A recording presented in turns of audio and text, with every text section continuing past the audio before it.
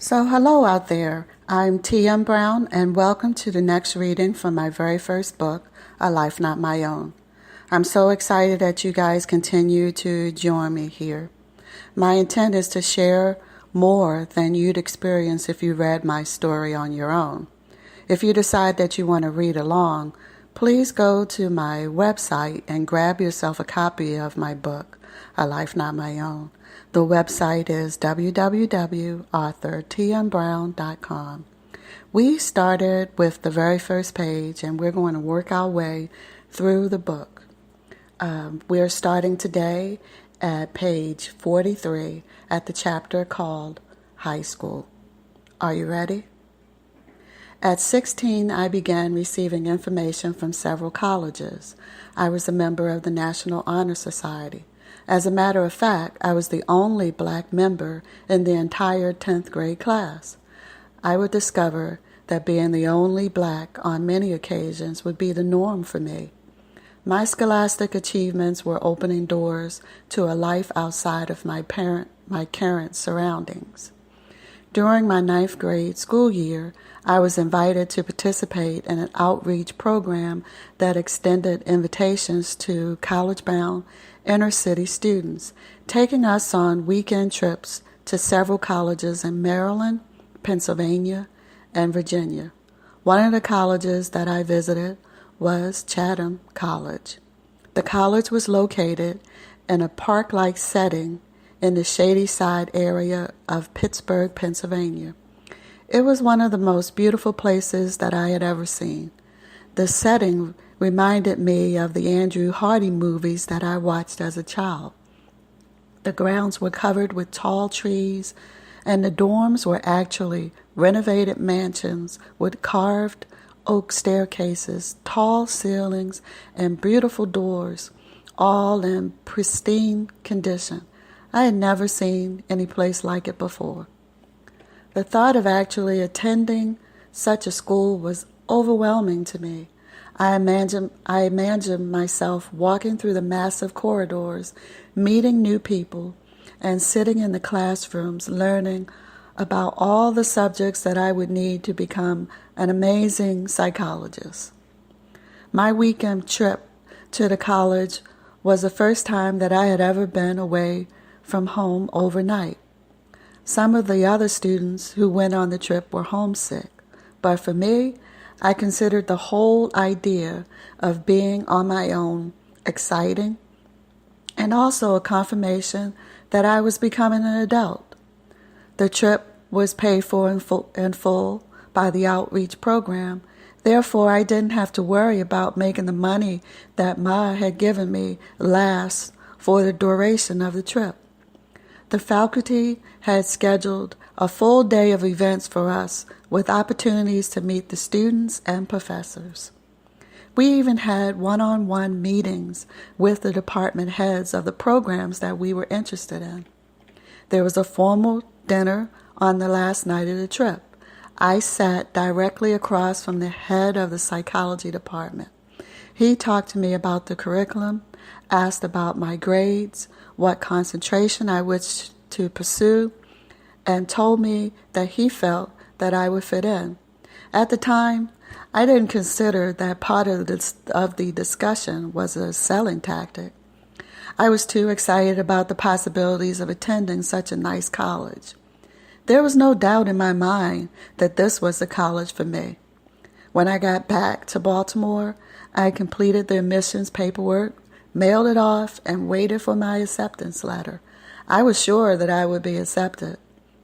The high school counselor told me that it might take a few months before I heard from the college, since they were just beginning to accept applications for the upcoming school year.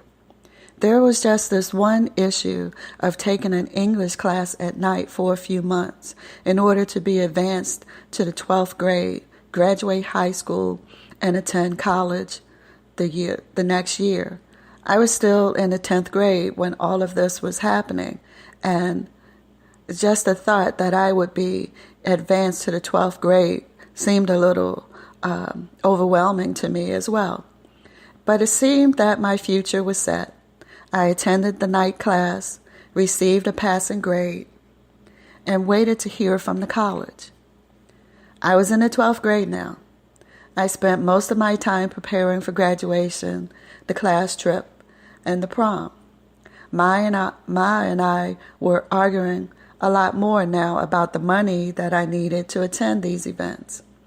Frank was trying to calm the waters, but he hadn't been feeling well. It all seemed to happen so fast. Frank was diagnosed with lung cancer, and his health was starting to fade.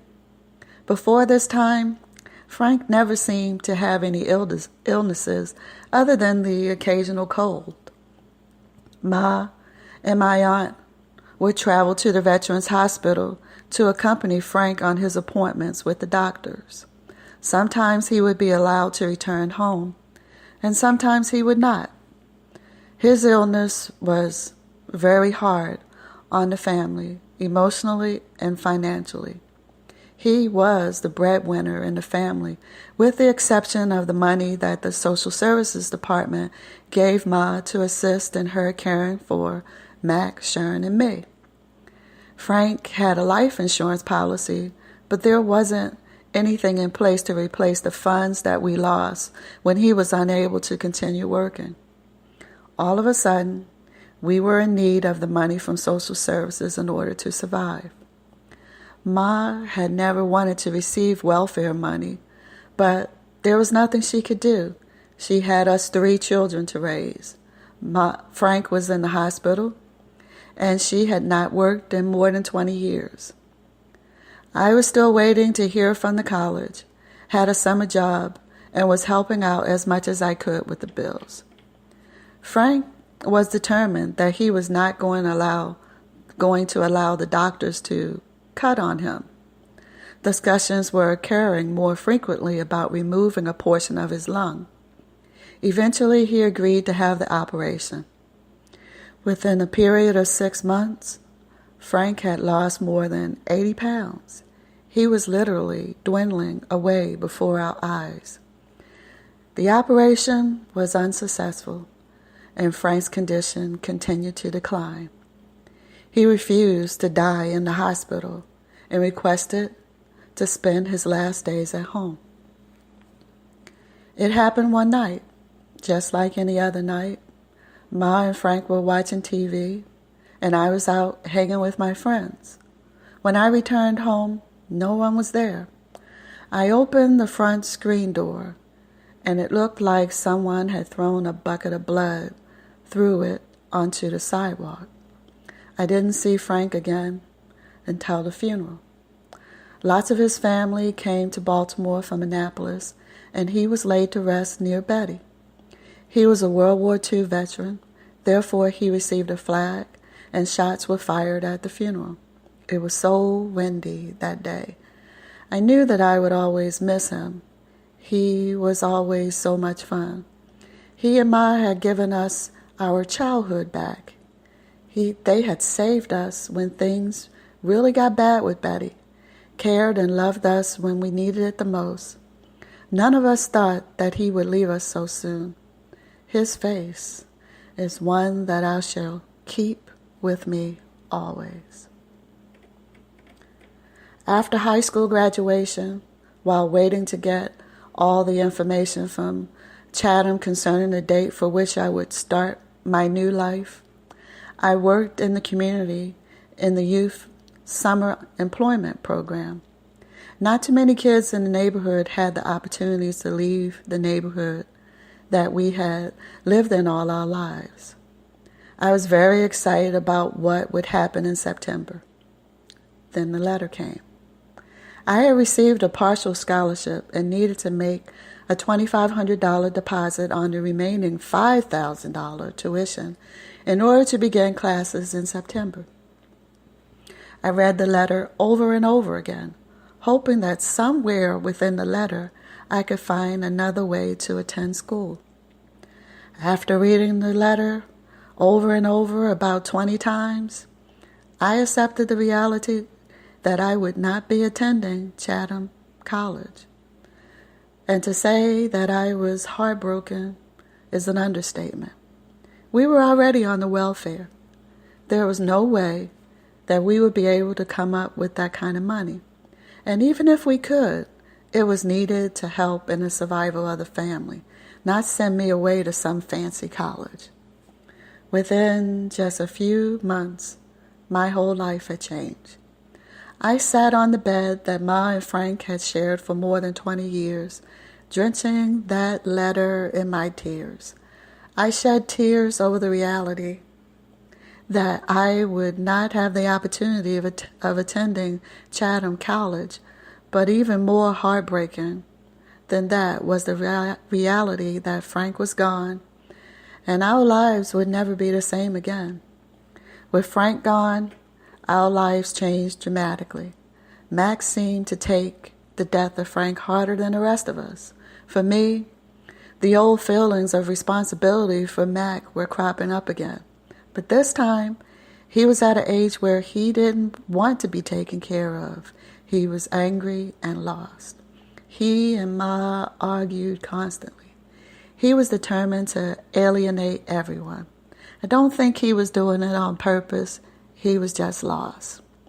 Ma became a regular at the junior high school, meeting with Mac's teachers and the principal on a weekly basis.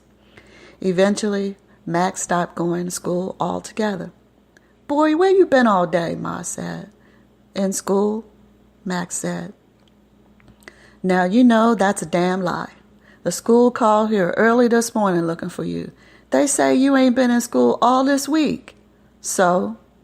"So? What you mean, so? Boy, do you know who you talking to?" "Yeah, and I ain't going to school no more. Them teachers get on my nerves." "What do you mean they get on your nerves? Boy, you ain't even old enough to even have a nerve. You going to school tomorrow, or I'm going to put your ass right out of here." "I don't care. I ain't going to school." Max started living with at my aunt's house after that. But that didn't last too long. He quickly learned that my aunt had house rules too, so he joined Job Corps. What was I going to do now? I had learned a valuable lesson. Don't put all your eggs in one basket, just like Ma had always told me. I thought about going into the Marines. I took the entrance test and failed it miserably. I couldn't figure out how all those little boxes fit together. Ma was asking me on a regular basis what I was planning to do. The social services department would not give her money for a child who had graduated from high school and was not attending college, even if she was only 16. I felt very hurt by Ma's inquiries. I didn't understand where she was coming from as usual.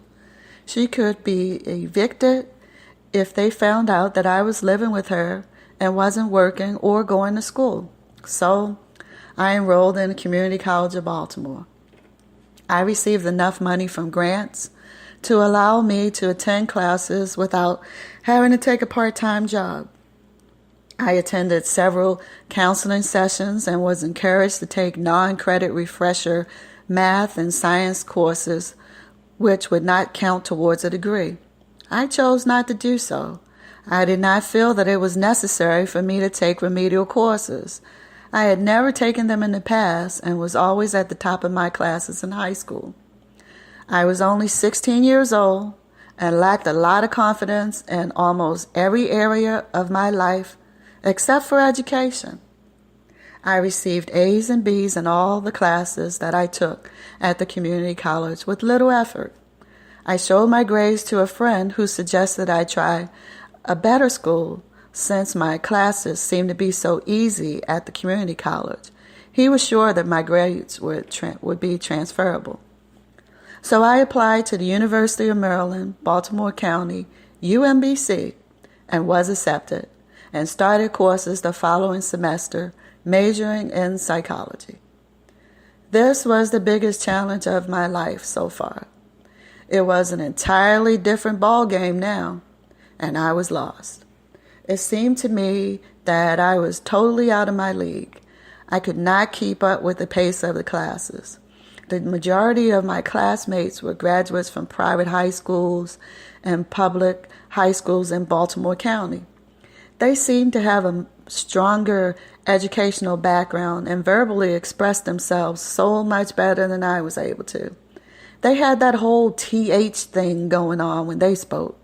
When I spoke, my pronunciation was totally uncharacteristic of my ability. All the THs were replaced with D. Day, doze, and dem. It was horrible. My inability to speak properly became an embarrassment to me. I hated the sound of my own voice. I struggled in almost every class during the first semester. I knew no one. There wasn't one familiar face in my new surroundings.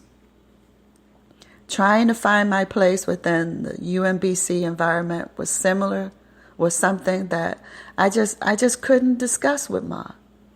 I spoke in a manner similar to the way most people in my neighborhood spoke, and it was totally acceptable.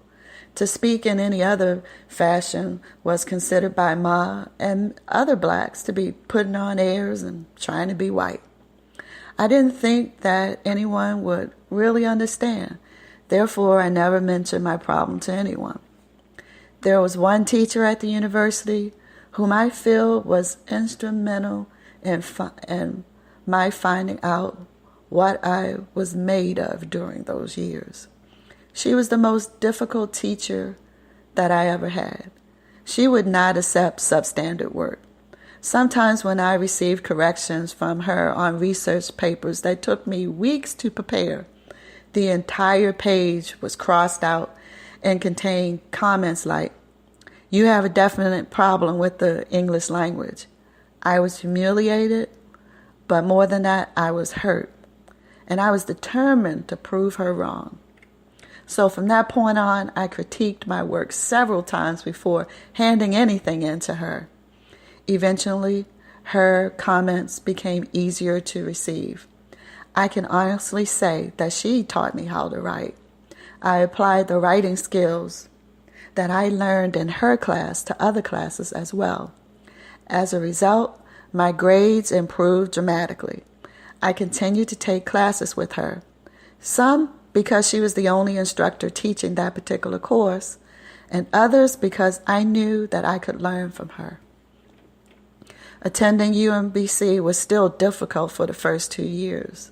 I just could not relate to the students on any other basis other than intellectually. First of all, I was a commuter.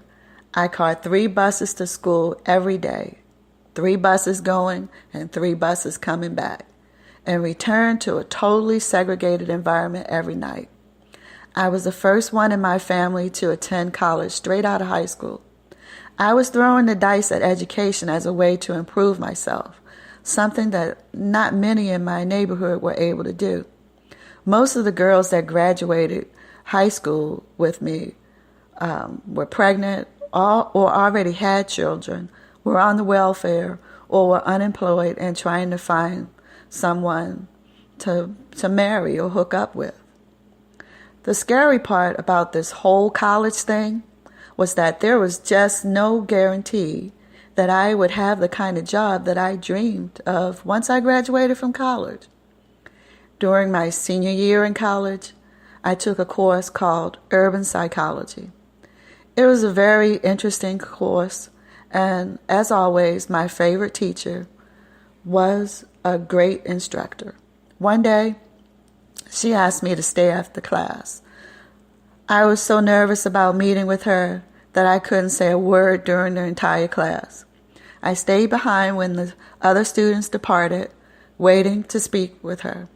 The conversation was very short and one-sided.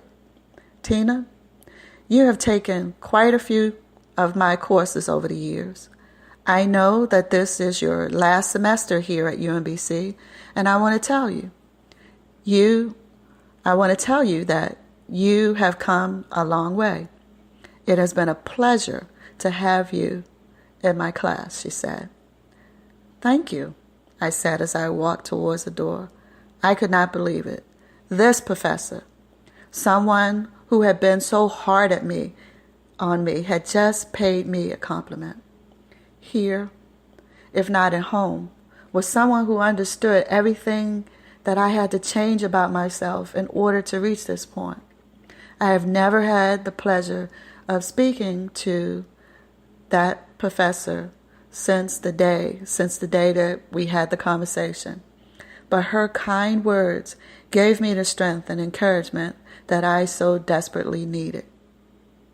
Ma was receiving money from Social Services for us, and I'd give her money from my savings account whenever she needed it.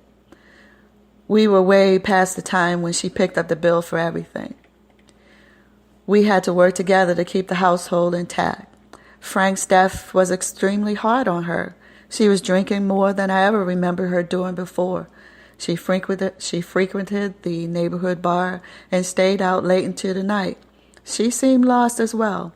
I didn't know what to do to make things right, so I poured myself into my schoolwork. Although it was my last year of college, and I completed all the required coursework in order to receive my bachelor's degree in psychology, I was taking more classes than I needed just to receive enough money to make it through the last year of school. I had a few friends, and we'd stop for late lunches on our way home from the university or just hang out. We were all commuters, all black, and all trying to make a better life for ourselves. The freedom of coming and going as I please was becoming a reality. I was really beginning to become an adult. So that concludes this episode, and I hope that you have enjoyed it. I hope that you are encouraged to live your dreams. Things won't always be easy, and I'll be the first one to tell you that, but you must continue to pursue your dreams and dig deep. Dig deeper than you have ever dug before. You have it inside of you to be whatever you dream of. God would not put those dreams into you if He had not already worked out a way for you to achieve them. Whatever your belief system is, believe that your dreams can come true if you're willing to work. And I don't mean just surface work. I mean dig deep in order to make it happen. So I hope that you will join me on the next reading, that you will like, share, and subscribe to my Spreaker.com page, and that you will go out and maybe pick up a few of my books through my website, www.authortmbrown.com. Thanks again for joining me, and I will see you soon. Take care.